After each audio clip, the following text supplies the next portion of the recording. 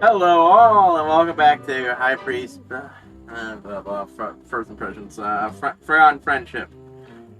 That was honestly a little disappointing. It had some good moments here and there. I enjoyed it. The music's fine. I do like the acknowledgement of the songs in universe. Like, I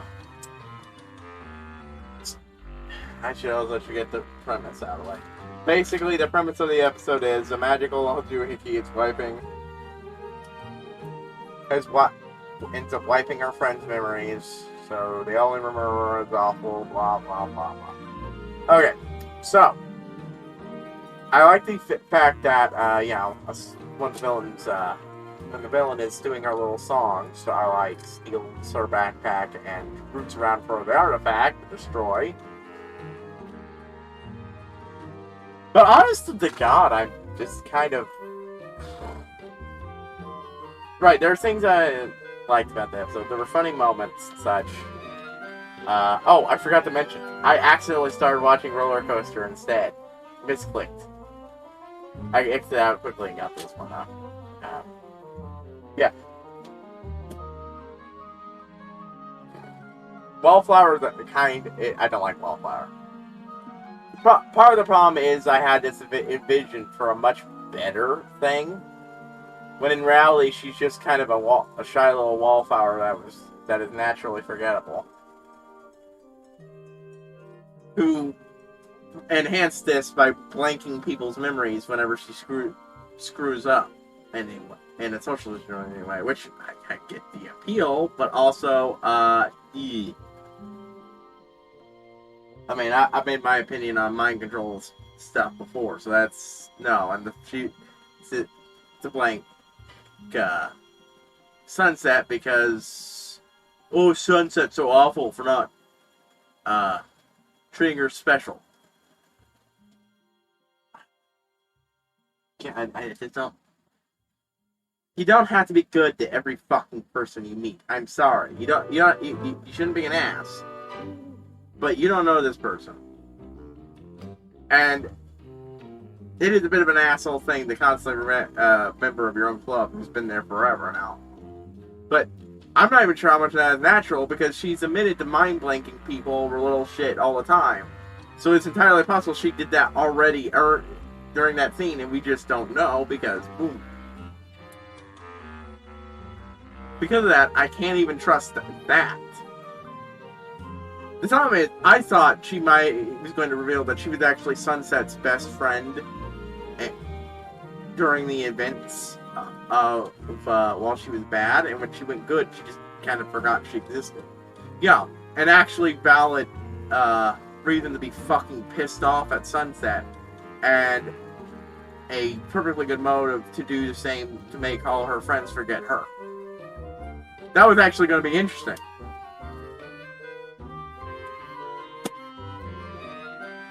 And it would have made the title adult even more excellent. It would have been about her. That's a good parallel plot. Nope. Just she's naturally forgettable, and she was an ass about it. So that's disappointing. The Trixie red herring was blatantly obvious. The moment the big things with the photoreels happened, I knew what was going to happen. And the moment Trixie started having vaguely villainish moments, I was like, Trixie is just over dramatic as fuck. She's not actually going to do this shit. And I was right. First time hearing the full LP for the Equestria stuff that they added. It's nice. I was usually Equestria girls bit at with all the shorts and such.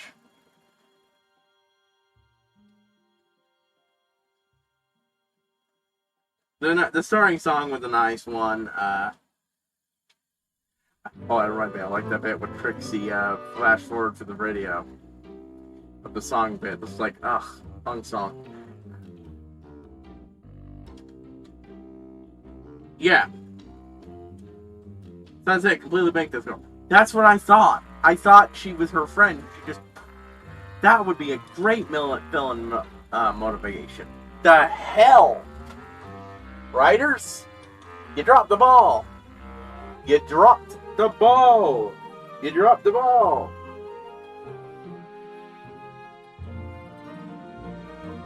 There was some stuff that was a highlight, though. Celestia and Sunset meeting for the first time in a long while. And Sunset apologizing. It's a very nice moment. All things considered.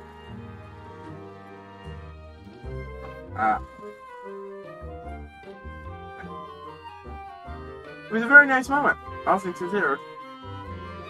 It was definitely a moment that was due to happen for a while. I think I remember reading people complaining about the fact that it hadn't already happened. So it's good that happened.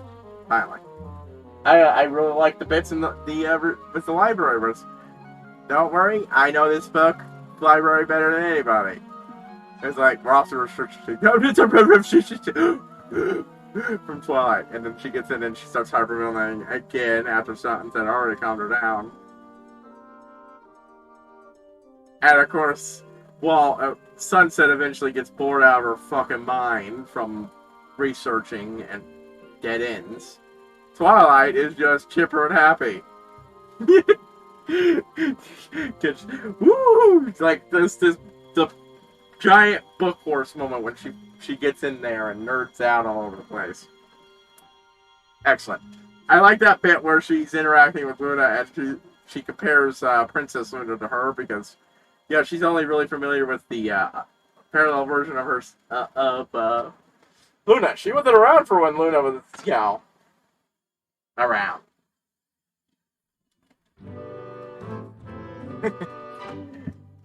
It's a nice little funny moment.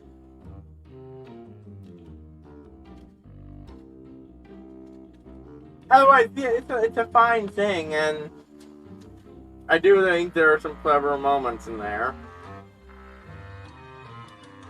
Oh. And then there's that blatant marketing moment where they get their newest magical girl transformation. Because, yeah, they're magical girls. That was one of the things that irritated me about the movie Once Upon a Time. I think I've talked before, but I perceived this as another one of those stupid high school AUs, and along the way that did come across that you'd see in fanfiction. Those are garbo. On the other hand,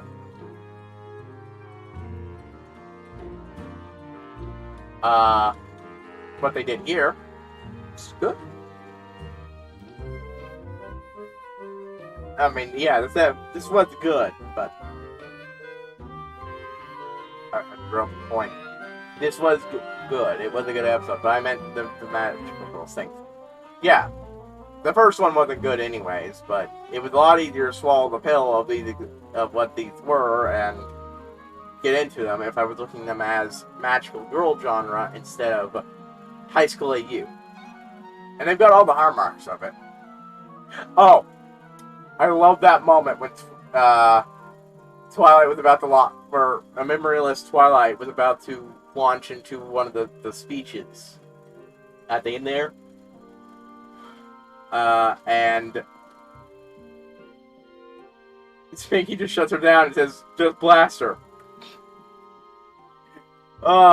It reminds me of that glorious moment in, what was it, season 5?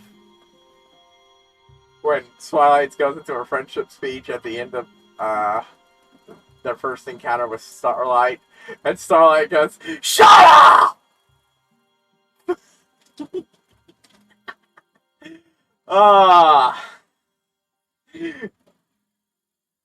God, remember that, still so satisfying. Like, God, you can only listen to so many sacred speeches where you start to understand when the villain tells her to shove it. But this was Pinky doing it, because, hey, let's just do this shit quickly. Yeah, I like the more tying into more magical artifacts. And hey, this time it's not Star Swirl's fault that it ended up in the human world. Clover the Clever chased them into the human world, buried it, and then left.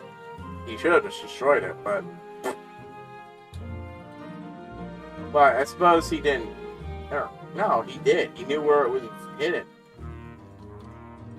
Why would he leave it in existence? So yeah, that was Clever the Clever's fuck up they had to clean up. Good job. Yeah. Well, that's one down, two down, third one to go, and I will be done with this chunk.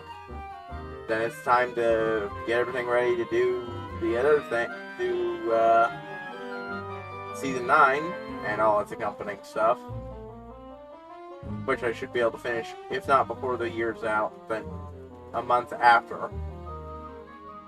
And with it, I will be free! I mean, it's gotten to the point that I even forgot Silver Quill stick on continuity while somehow still fucking referencing it.